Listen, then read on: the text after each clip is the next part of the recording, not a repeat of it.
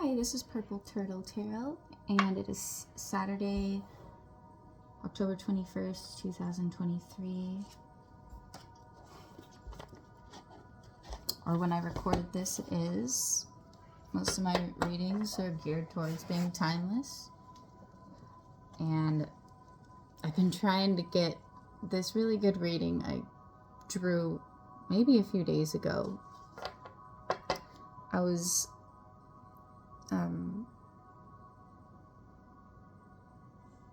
just feeling very Ten of Wands energy, like a lot of weight on my shoulders, and if there's even a way out.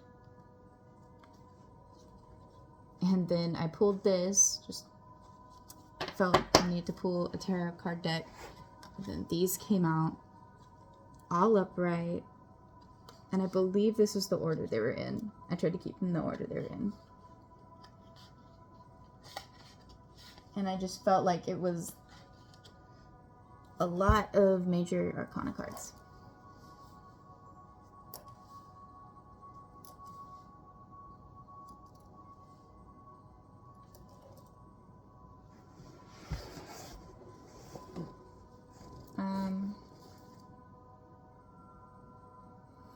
Yeah. So, first we have, I almost want to pull them a little closer.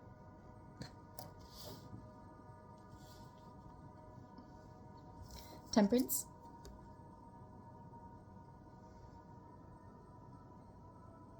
And this is a really beautiful one. Dipping your feet into this lotus-filled pond. I believe those are lotuses or water lilies, maybe.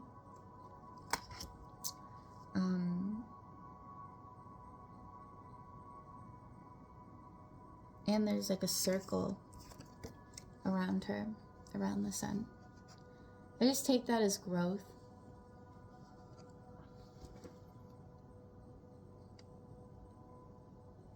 And this is, lotuses do represent death and rebirth.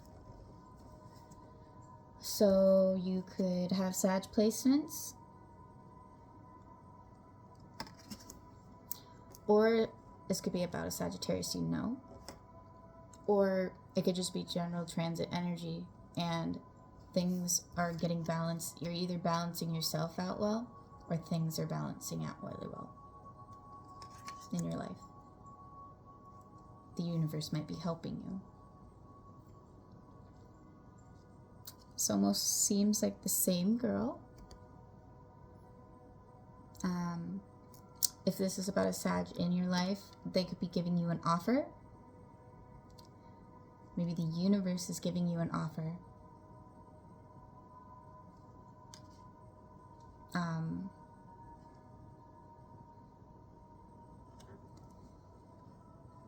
And there's roses. And, oh, I think those are roses and some sunflowers. So it might be a romantic offer, because roses are usually a romance thing. Sunflowers. It can be an offer that's being illuminated. Sunflowers I tie in with Leo placements as well.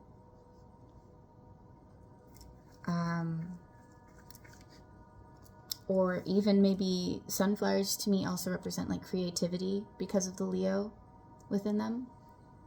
And you could be investing in something creative. The Emperor in the upright, you're coming into your power. Aries placement could also be involved, but you're coming into your power.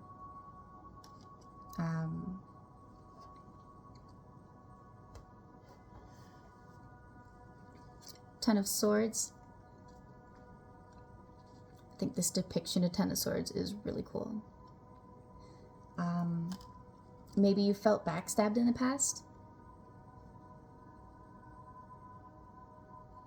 by many. And usually in the upright, the Ten of Swords means that it'll be done final.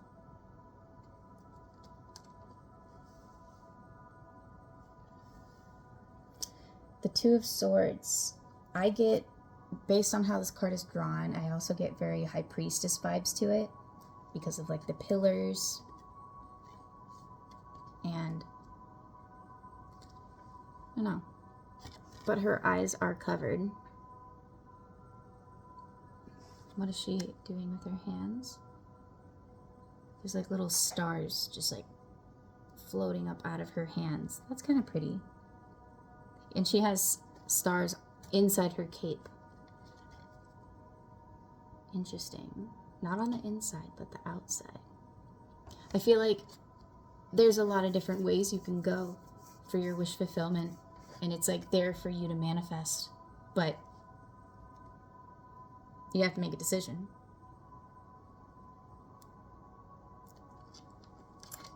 And whatever decision you do make, it's going to work out in your favor and get you that 9 of Cups. Which is basically like emotional fulfillment on your own. What you have achieved and accomplished with your dreams and your emotions. And she's holding pearls in her hand.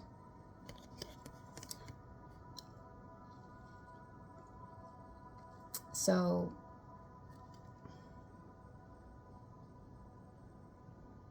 it gives me 9 of Pentacles energy too, because she's holding pearls in her hand.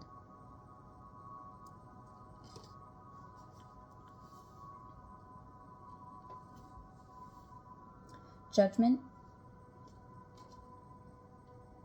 Wow, that man or woman, person has beautiful thick hair braid.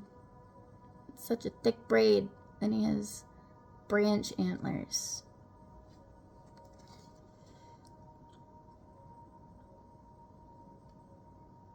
Yeah, this Judgment card's beautiful. There's a little rose down here.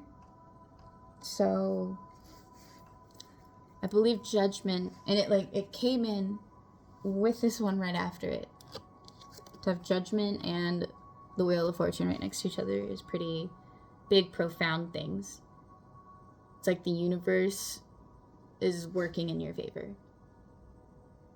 Or there is a lot of divine timing at play. And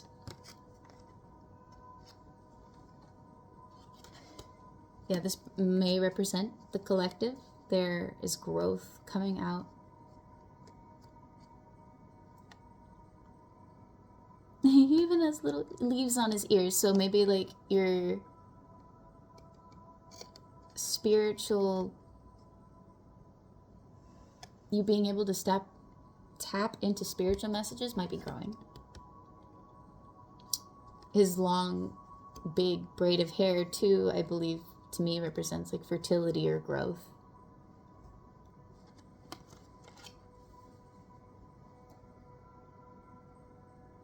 And then the Wheel of Fortune. You could be dealing with any of the fixed signs, or this could just be the general energy, and it could just be talking about karma, but the fixed signs are Leo, Taurus, Aquarius, and Scorpio.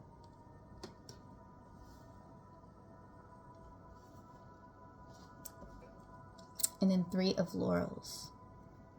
And then after all of this energy commences, with all of this really great energy that came out of this deck a few days ago for me, it's been one of my better readings in the last week or two. You're going to have the right collaborations. And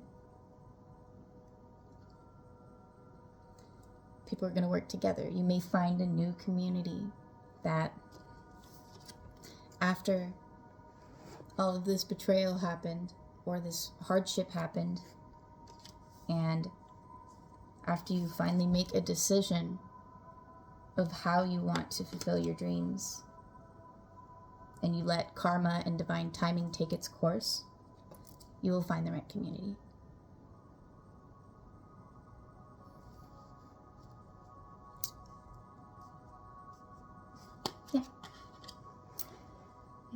I guess I will read out of the book too. 10:10 on the clock though when I ended this spread. So if that's a significant number.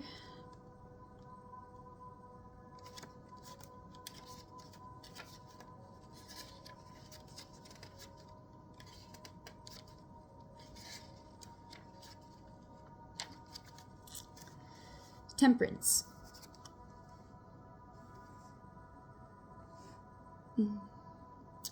Element is fire, astrology is Sagittarius. This deck too, Heavenly Bloom, she names all of the characters that she draws, and I really like that. This is Alcara. After rebirth, it is important to rediscover balance with temperance. This card shows Alcara sitting in the wreath of life.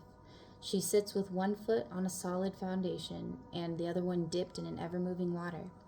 In her hand, she carries 2 cups with water flowing to and from each other. This signifies the flow and alchemy of life.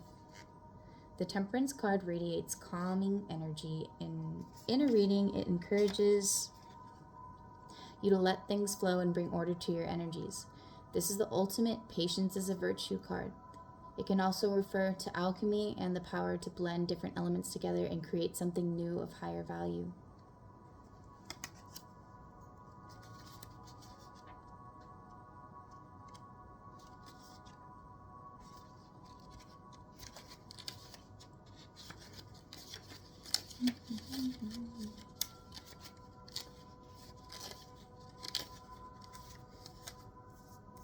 Ace of Laurels or Pentacles.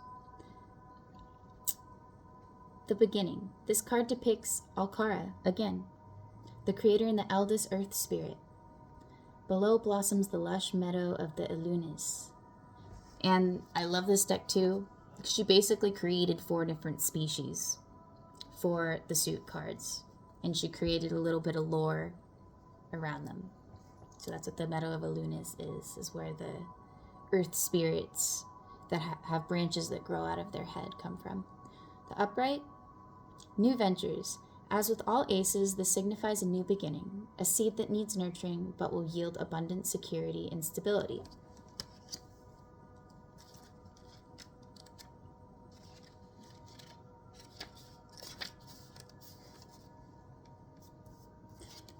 Emperor.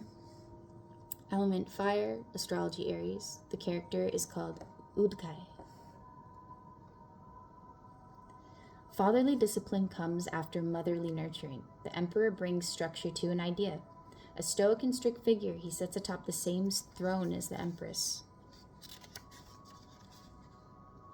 The sturdy roots of the tree are the focus of this card. The environment is sullen and barren, unlike the Empress who is flush with new life and growth. The tree appears petrified and the Emperor sits proudly amidst its rigid, tangled roots. The Emperor signifies the solid foundation provided by laws and regulations. He calls on you to be systematic and lead to those who need structure. He also points to the knowledge and wisdom gained with experience and age. Interesting.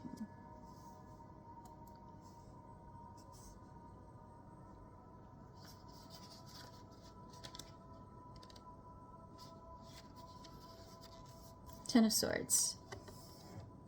In the end, Urmela fell, but at last their suffering ceased. The killing blow, even though this time is full of pain and failure, at long last the suffering is at its end. Things finish and that's okay. Mistakes are the stepping stones to success.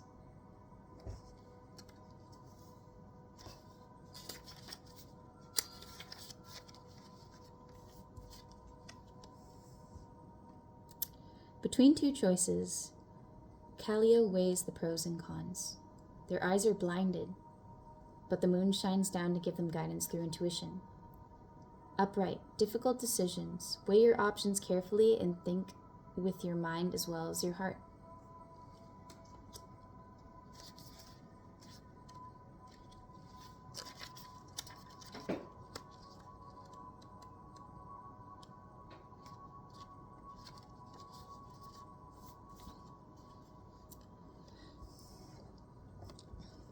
She has such interesting names, too, for all the characters in her deck. 9 of Cups. Shigure contentedly sits upon the fruits of their labor. Wishes being realized, a strong indication that your desires are coming true. Your efforts will be recognized and praised.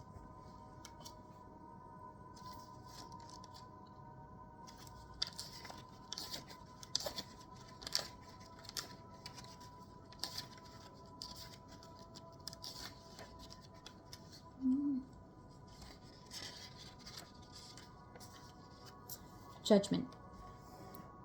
The element is fire. I didn't know that. Astrology is Pluto. That makes sense. Characters are Mara and Nigel. I'm assuming Mara's up here. As the veil of fear sheds itself, it is replaced with the crown of victory. You are ready for the final judgment. An angelic messenger flies down while sounding their trumpet. A figure with a collar of leaves emerges from the thorn-filled path, responding to the call of action. They face the horizon, ready to proceed further and ascend the tall mountains of judgment. This card points to an awakening. It foreshadows a significant evolution of your spiritual life. It is time to self-reflect and prepare yourself for a life-altering decision. Shed your wounds, guilt, and regrets of the past.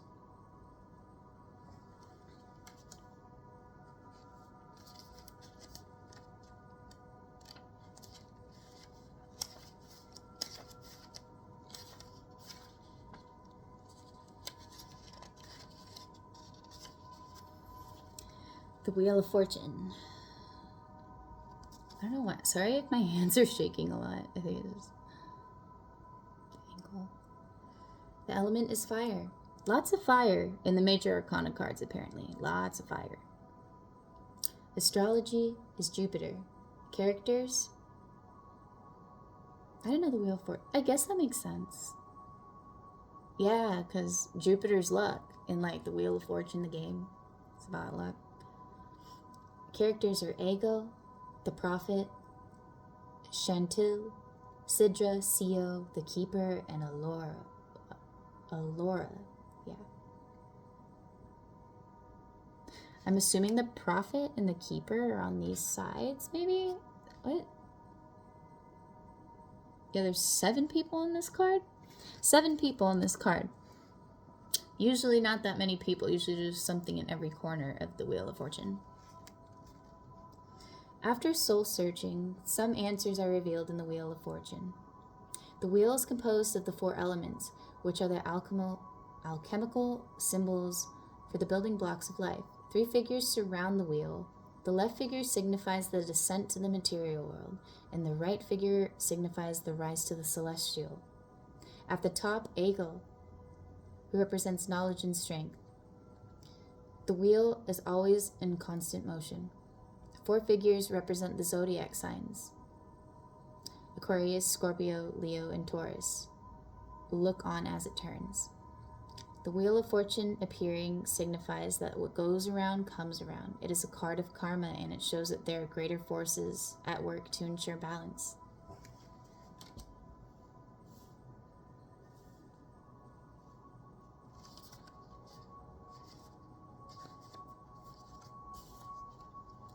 And then the 3 of Laurels, or 3 of Pentacles. Exciting discussion among varied ranks echo through the palace. Upright apprenticeship and collaboration. All the skills required for a venture to succeed have come together in valued contributions. Okay, and that is it. Thank you all for listening. I wish all of you gratitude, love, peace, tranquility, all of those good things. And I hope you have a great night or morning whenever you watch this. These readings are timeless, so when you come across it, it's probably when you were meant to hear it. I know that this was a really important reading for me, and I think the time that I was meant to post it was the time I was meant to post it. So also, this is my favorite deck out of all decks, so It's the Heavenly Bloom Tarot deck. I love it because it has rose gold foiling. And it was only $25. And it's glossy and it's good quality. And it's got really cool lore. Like, favorite deck ever.